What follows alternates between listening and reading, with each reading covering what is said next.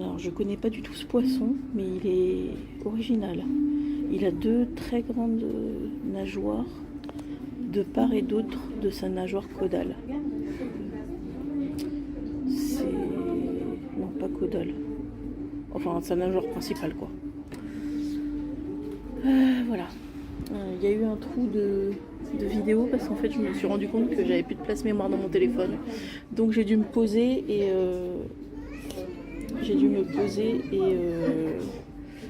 et faire du vide.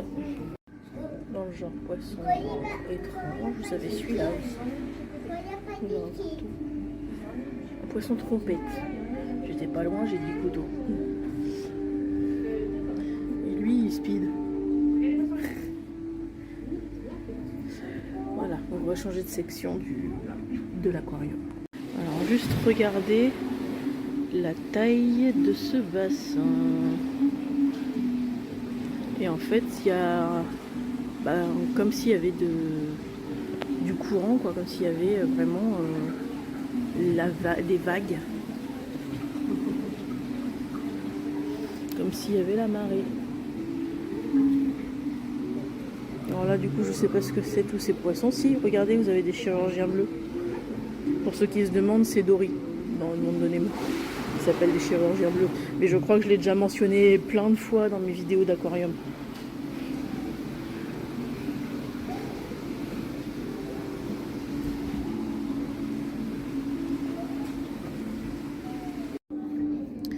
Regardez toutes les couleurs des poissons.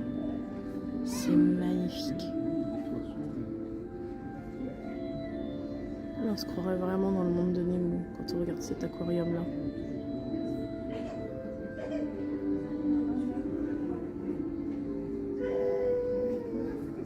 J'adore.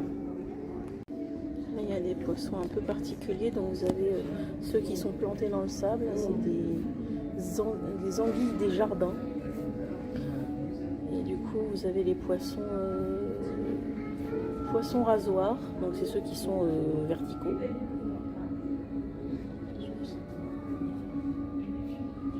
J'aime beaucoup les poissons, ceux-là. C'est des apogons de Cauderne. Je connaissais pas le nom, mais j'aime beaucoup le poisson.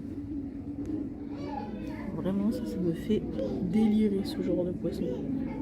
Il reste planté dans le sable, ça me fume. Pour les fans du monde de Nemo, je vous montre donc l'aquarium, le monde de Nemo, hein, visiblement. Donc il y a des poissons clowns, des poissons pas clowns.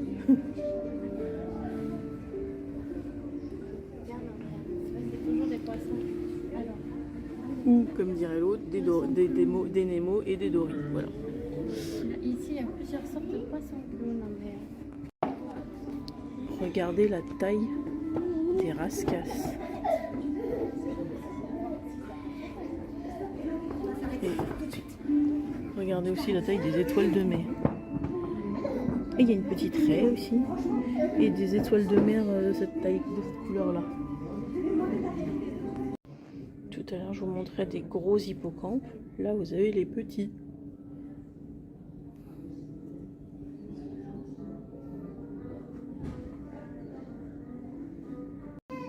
Je suis obligée de vous faire un gros plan parce que elle est vraiment toute petite.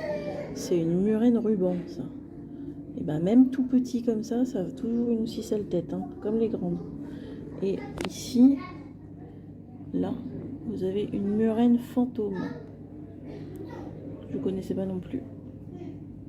C'est pas grand, mais c'est toujours aussi, ça a toujours l'air aussi peu agréable.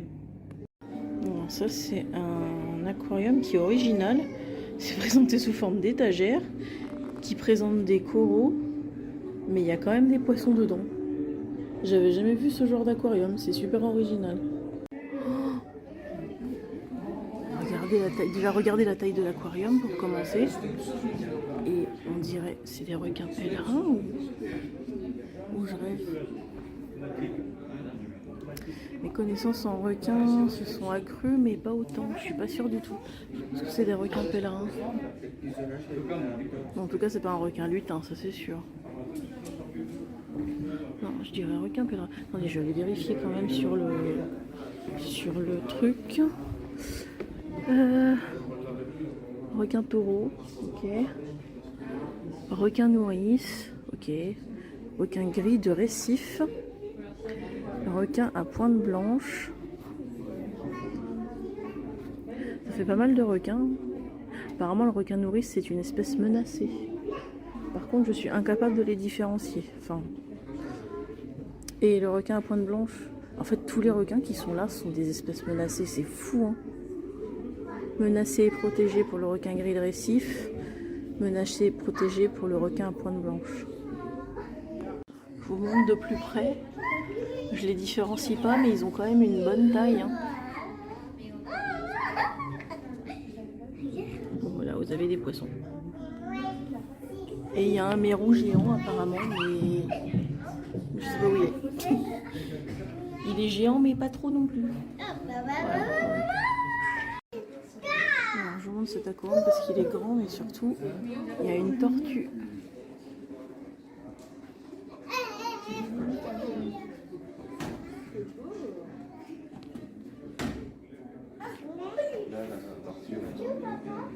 Je vous remontre les requins d'un peu plus près parce qu'on est de l'autre côté de l'aquarium de tout à l'heure.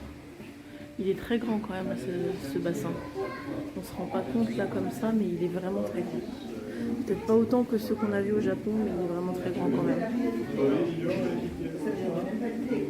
Là on arrive dans la forêt tropicale. Ça se sent, il fait chaud. Donc je vais descendre le pont. Il y a un pont suspendu, j'aime pas ça. Ah, je déteste les ponts suspendus, sachez-le. Voilà, heureusement il n'y en a pas beaucoup. Je descends un peu les marches, comme ça vous voyez en même temps les plantes et tout ça. Bon, après je suis pas hyper intéressée par les plantes, mais il y a des bassins donc.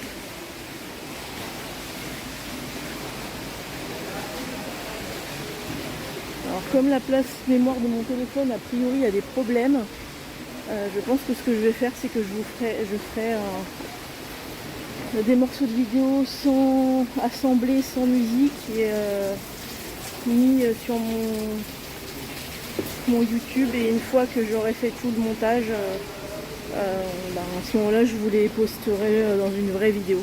Mais sinon je sens que mon téléphone il va décéder et j'ai quand même la visite du fort cet après-midi.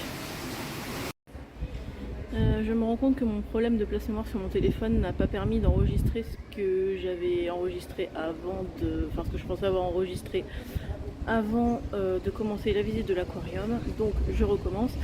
J'ai eu un problème de train.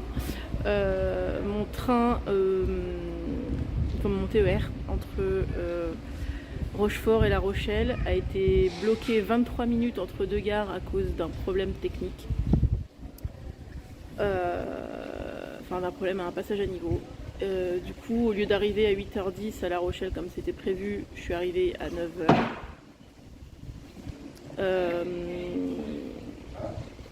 Voilà. J'étais en avance, donc je me suis baladée un peu, j'ai pris un petit déj. Là, je viens de sortir de l'aquarium, donc voilà. C'est un bon aquarium, il se visite en 1h30 à peu près. C'est très bien fait. Il coûte 18 € l'entrée, donc c'est assez correct. Les aquariums sont très beaux. Il y a pas mal d'espèces représentées. Donc je vous le conseille. Et voilà, en ce qui me concerne, je vais aller voir si je trouve des boutiques. Parce que je vais pas manger tout de suite, hein, il est 11h30, il n'est pas assez tard. Je vais aller voir si je trouve des boutiques pour faire mon shopping. Et puis ensuite je me dirigerai vers un resto, quelque chose pour manger. Et ma croisière autour du fort est à 14h. Donc voilà. Alors je vous présente le bateau qui va m'emmener autour du fort, le Orasur 3. Voilà, je sais pas à quelle vitesse il va, mais en tout cas voilà. Il est 2h moins 20. Il y a déjà du monde qui attend. Donc voilà, derrière je sais pas ce que c'est, mais c'est joli. Là, vous avez aussi la tour. Voilà. On est à côté, j'irai faire un tour tout à l'heure quand on sera revenu. Je suis sur le bateau. L'embarquement se termine dans une dizaine de minutes. Donc après on va partir, je vous referai une mini vidéo seulement quand on y sera arrivé.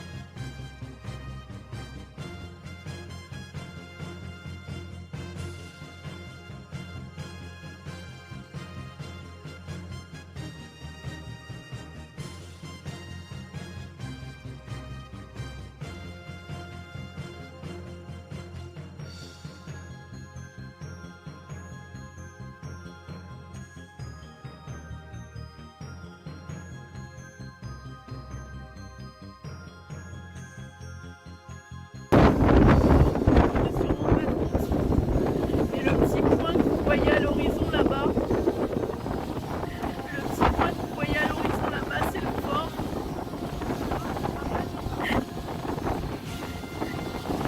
C'est le fort qu'on voit au loin. J'arrive vraiment pas à le croire.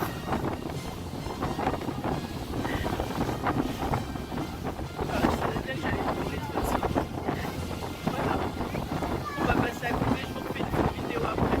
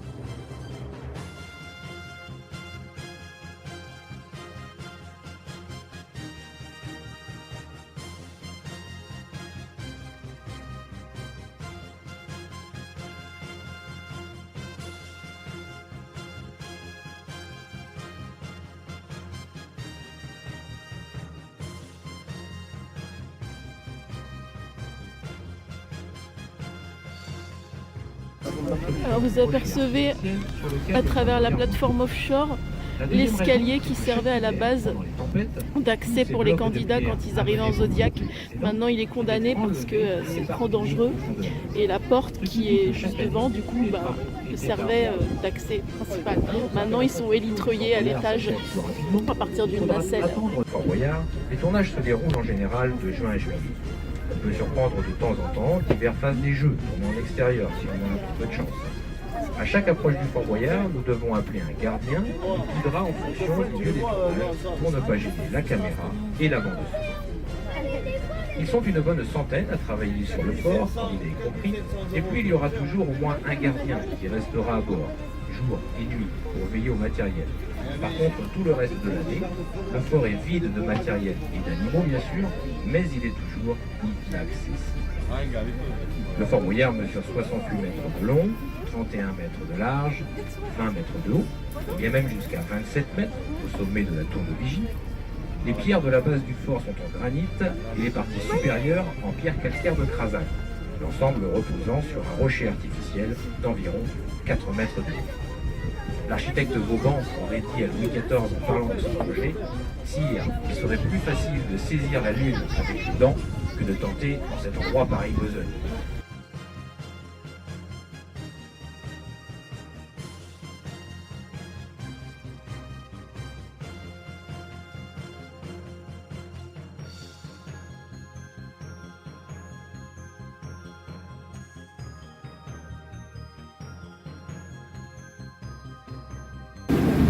Voilà, du coup, ça y est, on a fait le tour du fort. J'arrive même pas à m'arrêter de pleurer tellement je suis contente. C'est un truc de fou, il est magnifique en vrai. Il est encore plus beau que ce qu'on voit à la télé. C'est un truc de fou. J'arrive vraiment pas à croire que je l'ai vu en vrai. C'est vraiment un truc de fou. Je vous jure que c'est un truc de fou. Voilà, un rêve de 30 ans qui se réalise aujourd'hui.